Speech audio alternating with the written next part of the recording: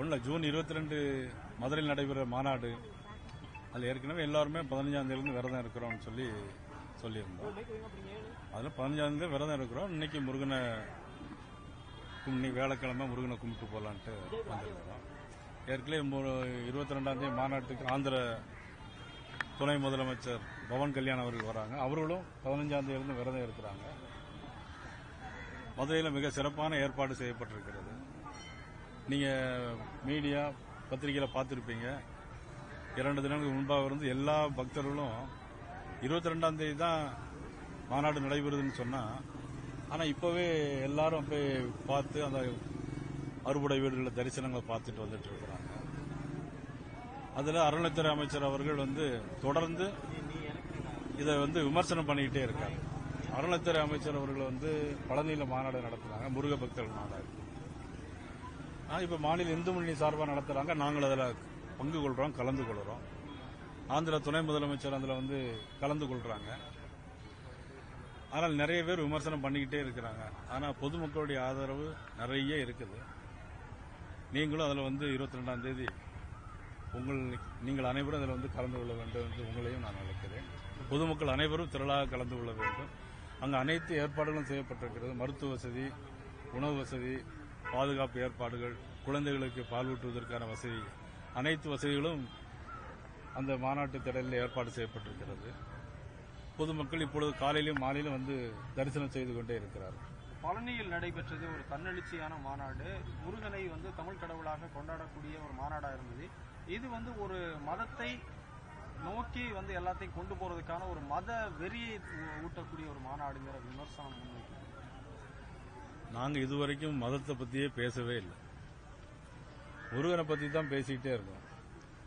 ஆனா அமைச்சர் அங்க பயங்கரவாதம் வரும், மத வெறின்னு சொல்றது மதத்தை பத்தி அமைச்சர் தான் பேசுறத தவிர, எங்களை பொறுத்தவரை தமிழ் கடவுள் முருகனை ஆராதனை பண்ணது அவங்க ஆராதனை பண்ணியிருக்காங்க.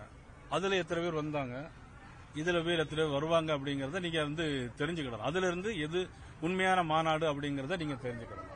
இப்பொழுது திமுக தோல்வி பயத்தில் இருக்கிறாங்க. அவங்களுக்கு விடுதலை சிறுத்தைகள் எத்தனை சீட்டு கொடுக்க போறோம், அவங்க 15 கேட்க போறோம்ட்டு ஒரு ஏதோ தகவல் எனக்கு செய்தி வந்திருக்கு.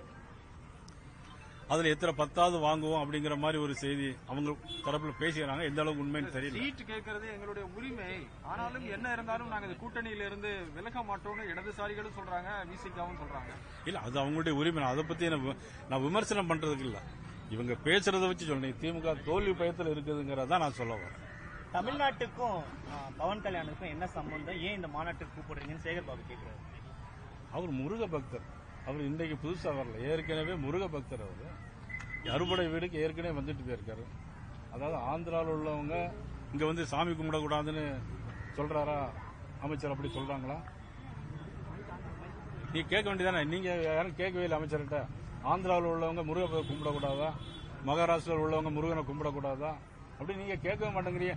கேள்வி பூரா என்கிட்டே தானே கேட்கறீங்க. நீங்க அறநிலையத்துறை அமைச்சரை பார்த்து உங்களுக்கு பயம் இருக்குன்னு நினைக்கிறேன். மீடியா எல்லாத்துக்கும் வேலை எடுத்து சுத்தி பாத்தீங்க, பூஜ்ஜியம் தான் கிடைச்சது. இப்ப முருகர் மாநாட்டை நடத்துறீங்க, மறுபடியும் பூஜ்ஜியம் தான் கிடைக்கும்னு சொல்றாங்க சேகர். வேலை எடுத்து சுத்துனது விளைவு என்னதுன்னா சூர சம்காரம் தான் நடந்துச்சு. அதாவது புரிஞ்சுக்கணும். வேலை எடுத்து சுத்தினா சூர சம்காரம். இது சக்தி வேல், சக்தி கையில் உள்ள வேல் இது. அதனால அறநிலையத்துறை அமைச்சர் ஆந்திராவில் உள்ளவங்க இங்க சாமி கும்பிடக்கூடாதுன்னு சேகர் பாபு அவர்கள் அமைச்சர் அவர்கள் சொல்றார்களா என்ன? நீங்க ஏன் கேட்க மாட்டேங்கிறீங்க? இல்ல எனக்கு தெரியல, நீங்க ஏன் கேட்க மாட்டேங்கிறீங்க? இனிமே அடுத்த வாட்டி கேட்டுக்கிட்டு எனக்கு ஒரு பதில் சொல்லுங்க. நீங்க பக்தர்கள் மத்தியிலேயும் சரி, பொதுமக்கள் மத்தியிலேயும், அரசியல்வாதிகள் எல்லாருமே முருகன் ட்ரெண்டா மாறிட்டு இருக்கு. என்ன காரணம்? அதாவது சில தர்மங்கள் ஜெயிக்கணும், அதற்கு இறைவன் சில அவதாரங்களை எடுப்பான். அதுல இப்பொழுது நடைபெறுகிற இந்த கலியுகத்தில் முருக அவதாரம் இப்பொழுது எடுக்கப்பட்டிருக்கிறது. 2026 அதுக்கான முடிவுகள் வெளியாகும். இல்ல 2026 முருகன் துணையோட இந்த ஆட்சி நீட்டிக்கும் சொல்றாரு. அது முருகன் தானே தீர்வு பண்ணணும். இவரு அறநிலையத்துறை அமைச்சர் தீர்வு பண்ண முடியாது இல்லையா?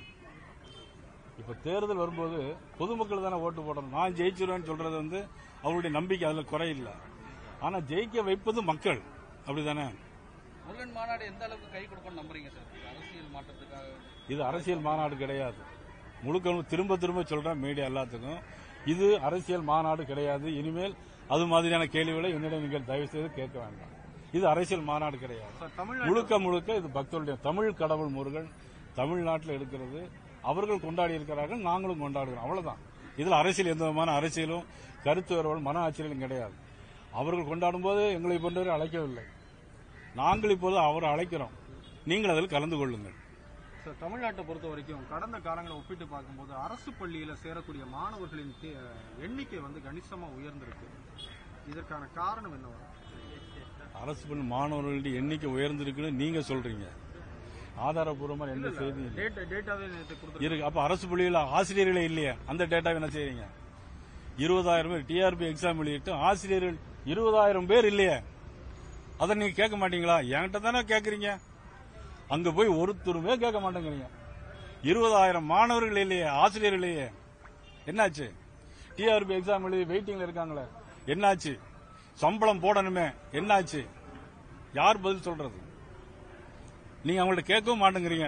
1-2 கேள்வி மட்டும் என்கிட்ட கேட்டுட்டு திருப்பி விடுறீங்க. கல்வி உரிமை சட்டத்துக்கு இந்த முறை நிறைய பெற்றோர்கள் அவதிப்படுறாங்க, சேர்க்க முடியல, மத்திய அரசு நிதி கொடுக்கலங்கிற குற்றச்சாட்டு. அதனால இல்ல, இவங்க நிதி மத்திய அரசு கொடுக்கறது ரெண்டாவது விஷயம். இவங்க ஏன் அதை நிப்பாட்டினாங்க? ஆர்டர் போடுறது மத்திய அரசு யாரையும் சேர்க்க வேண்டாம்னு சொல்லவே இல்லை. பணம் கொடுக்கணும்ல ஸ்கூலுக்கு. பணம் இவங்க தான் எங்களுக்கு வேண்டாம், நாங்க நடத்துவோம் அரசாங்கத்தை, மத்திய அரசு நிதி தேவையில்லைன்னு தானே சொல்றாங்க. ஒரு அரசாங்கம் நடத்தும் போது ஒரு மாநில அரசாங்கம் மத்திய அரசுல போய் பகைச்சுக்கிட்டே இருந்தாக்கி எப்படி முடியும்? இப்ப இன்னைக்கு ஒரு அறிக்கை விட்டுருக்காங்க, +2ல 2 5 படிக்கிற வரையிலும் தேர்வு எழுதணும்னு சொல்லியிருக்காங்க. இதை தானே புதிய கல்விக் கொள்கை சொல்லுது. அதை இன்னைக்கு புதுசா இன்னைக்கு அவங்க அறிவிச்சிருக்காங்களே. இந்த கேள்வி அவங்கள்ட்ட கேளுங்க. எல்லாரும் மாநாட்டு வந்து சேருங்க. வாங்க வாங்க வாங்க. 4 பேரை வந்து அரெஸ்ட் பண்ணிருக்காங்க சார். கோயம்புத்தூர் அந்த 2022 அதை நீங்க எப்படி பாக்குறீங்க? 4 பேர் அரெஸ்ட் ஆயிருக்காங்க. ப்ரீவியஸா அரெஸ்ட் பண்ணவங்களோட இன்னைக்கும் 4 பேர். அதாவது ஒரு கல்லூரியில இந்த மாதிரியான ஒரு நிகழ்வு நடந்திருக்கு. இந்த நாட்டினுடைய முதலமைச்சர் அவர்கள் தான் முழு பொறுப்பேற்கணும். ஒரு கல்லூரியிலே அவங்க சொல்றாங்க மதவாதம்னு சொல்றாங்க. ஆனா ஒரு குறிப்பிட்ட கல்லூரியிலேயே ஒரு தீவிரவாதத்துக்கு ஆள் எடுக்கிறாங்க அப்படின்னா இந்த நாட்டில் எவ்வளவு தூரம் இருக்கு? இதே கோயம்புத்தூர் ரொம்ப பதட்டமான ஒரு சூழ்நிலை. ஆனா ஒரு சிலிண்டர் வெடிச்சதை வந்து அது யதார்த்தம் அப்படின்னு சொன்னாங்க. ஆனா அது பிறகுப்பா குண்டு வெடிப்புன்னு சொல்றாங்க. அதனால முதலமைச்சர் அவர்கள் சட்டம் ஒழுங்கு பராமரிப்பதில் அதிக கவனம் செலுத்தி, நான் குறையாக சொல்லல, நீங்க வந்து அதிக கவனம் செலுத்துங்க.